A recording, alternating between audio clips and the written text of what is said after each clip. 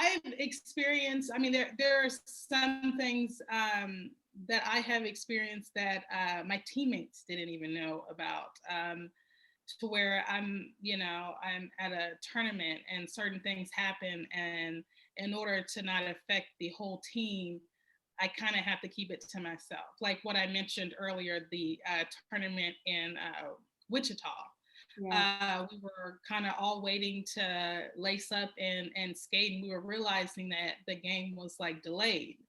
I can actually send you the picture of how my hair was at the tournament. So we're just sitting there waiting, and then I see Jim, and I'm just like, "Hey, what's up?" Yep. And so he's like, "Oh, they're just talking about you," and you know how Jim is. So I'm just thinking, "Oh, okay," Yeah. and so and so he's like, "No, they're really talking." And I said, "What did I do?" I'm like, "I this is the first game. I haven't done anything." And so he's like, "Well, they are discussing whether or not you can skate with your hair the way it is." And I'm just like, "What are you talking about? It's just braids." And so he was saying that they were trying to decide if it would affect the game, and I'm just like, there was actually another white player who had long dreadlocks. It was just like dreaded. And maybe my braids were maybe like 2 inches longer. Like I just didn't understand why they were deciding if I could participate in the whole tournament, the whole weekend.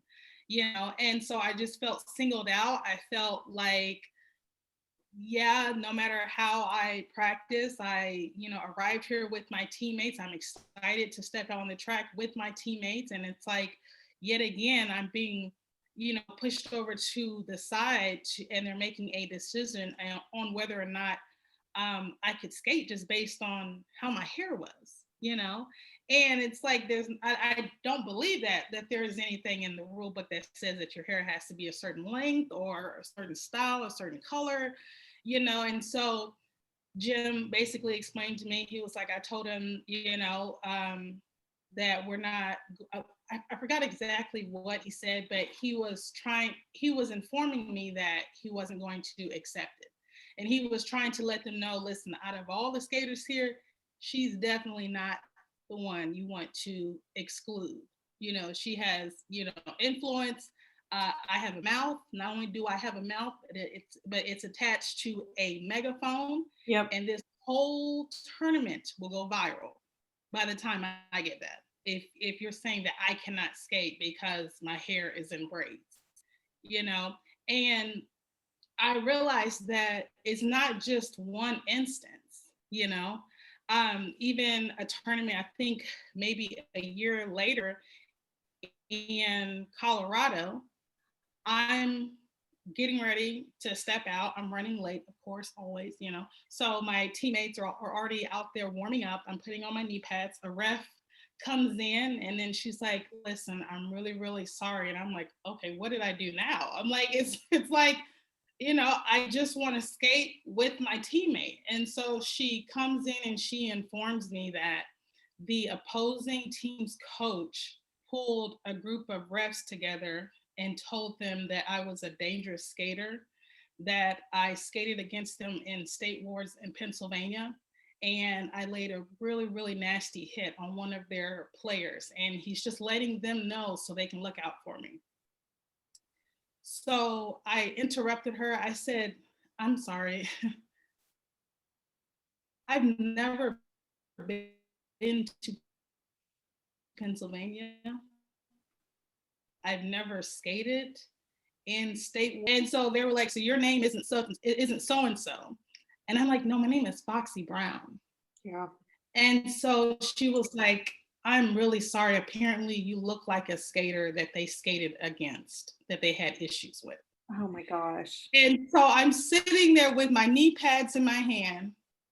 My teammates are already out there warming up. And I'm like, so you mean to tell me yet again before I even step out, the playing field is not even? So she was like, don't worry, I'm the head ref. I've already spoken to my refs, told them that do not listen to what he said. Matter of fact, what he said was very just unprofessional and not acceptable at all. So she's like, I'm telling you now, do not worry, you will have a fair game, and I apologize. And so she walks out, and like, I literally just wanted to just burst out in tears because I'm like, I'm tired.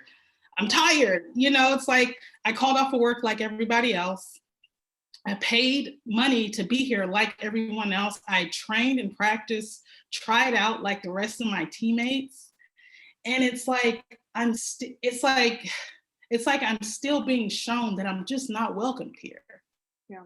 You know, and I had to step out, and I did not tell once again, I did not tell my teammates, because if I told them, it would make them upset. It would take them out of the mindset that they need to be in. And, you know, once again, I just felt like, you know, once again, I'm in love with something that keeps showing me time and time again that it just doesn't feel the same way about me, you know, and I'm just not welcomed. Yeah. And I think there's a part of me that wants to know too. I mean, did you ever talk to anybody? Did you ever talk to the team about what you were experiencing?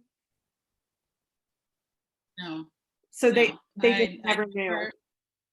they never knew. I never told my coach. I never told the captain at the time. I never told my teammates. They just knew that I was quiet and I was just out of it. They were like, you know, Foxxi, come on, you know, everything is good, let's go, trying to get me pumped up. But by then, I was just already, you know, it just completely just threw me for a flip. It was just like, literally, like, no matter what I do, you know, it's like there's always something, you know what I mean? Even if I'm quiet, even if I walk around with my head down, you know, it's like to have a whole game be delayed to see if I can skate because of my hair. And So it was actually at that moment I felt so frustrated and so defeated. I went on a group that's called Black Roller Derby Network. uh-huh. It has over I think over 1,000 skaters of color. And I went on there. I was so frustrated. I went on there because I'm like, is this just a Foxxi issue? It's like now it's like, you know, so I post on there some of the things that I have went through. And I was like, hey, I just need to know, is anyone else experiencing this? And out of the group of like 1,000 and something skaters, like that thread just lit up. It was, you know, and it was basically other skaters of color saying the exact same thing, that like they were each repeating the one right before them. It was like we realized that we were all going through the same thing. And it's like we realized all together, it's like we're really just not welcome, no matter how they say this is a, you know, this is a organization where we accept the crazies of the world, the weirdos of the world, you know, let your freak flag fly, you know. And then you realize, no, you will accept all those who look like you, Yeah. you know. So after I made that post and realized, wow, other skaters of colors is experiencing the exact same thing, I realized that this issue is bigger than me. It's not just oh, you just don't like me. It's oh, you have an issue with how I look. Yeah. Well, and I think the interesting thing about that too is like, I mean, these are almost, you hear about workplace discrimination and the way Yeah, the Black women wear their hair naturally. yeah, And so there's been legislation that's been created so that that is no longer, well, it's no longer legal to, not that it probably doesn't still happen. Um, but also, I mean, it's not funny. It's disgusting that really you can't tell one Black woman from another Black woman. So, I mean, that's just that stereotype, you know, that it's not, right, it's not funny. It's not humorous. Why are we doing that in roller derby? Um, right. that's really, I mean, the fact that there's legislation being created on a bigger, at least on a workforce level, Yeah, shows that it's a problem. It's unfortunate that it's that way in roller derby too. Um, correct, correct. yeah. And I hate that you went through that alone, because I can't, I mean, I understand, and I'm sure your teammates would have been devastated to learn that that was what was happening behind the scenes. But at the same time, I mean, I can't imagine you going through that by yourself is the issue, and not being able to rely on your teammates to talk through it and feel support. Well, at the time, I knew that we were there to complete a mission, and that's to win the tournament, to increase our stats and our ranks. And although I would have loved their support, I feel like mentally it wouldn't have done as much damage as it did to me mentally.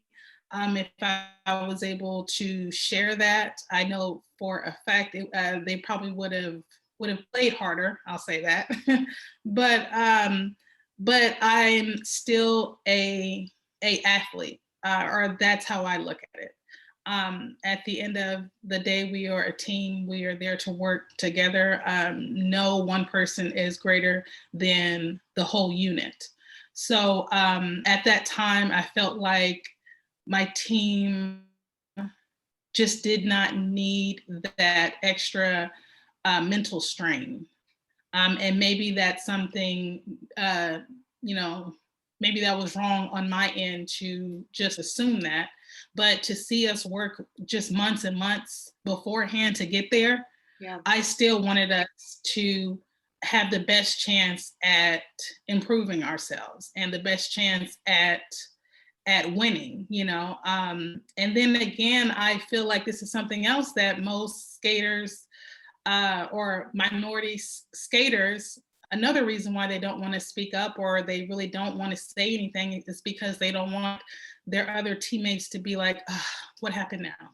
Or, oh, what's wrong now? And it's like, you never want to come off that way. You never want to be that type of a burden, so it's just more so I kind of handle it myself. And I feel like when skaters see me and they see me get upset at certain things, or they see me call out certain things, they don't understand. All they see is me calling it out and me addressing it, me not accepting it, and they do not understand the why. They do not understand that the many years that I had to deal with certain things by myself.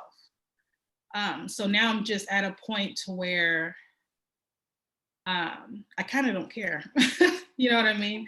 I feel like I have to speak up in order to protect the future skaters of color that are coming behind me. So now it's no longer about me. Now I no longer care if you like what I have to say. I no longer care if me calling you out rubs you the wrong way. I no longer care that if I call you out or bring something to your attention, that we are no longer friends or you don't like me. I've always said, like, the moments that I can take someone's liking for me and deposit it into my bank and get it for, like, exchange it for currency, then I'll care. You know what I mean? Until then, Yep. and I don't see that happening. Until then, your feelings really don't mean much to me, because clearly my feelings don't mean much to you. And now that we have that both figured out and put out there on the table, I'm going to call out any and everything.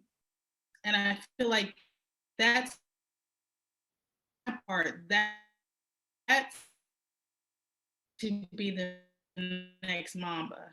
You know what I mean? It's like, I want them to succeed. I do not want them to go through a fraction of what I went through. So if I have to speak up, if I have to raise hell, then so be it.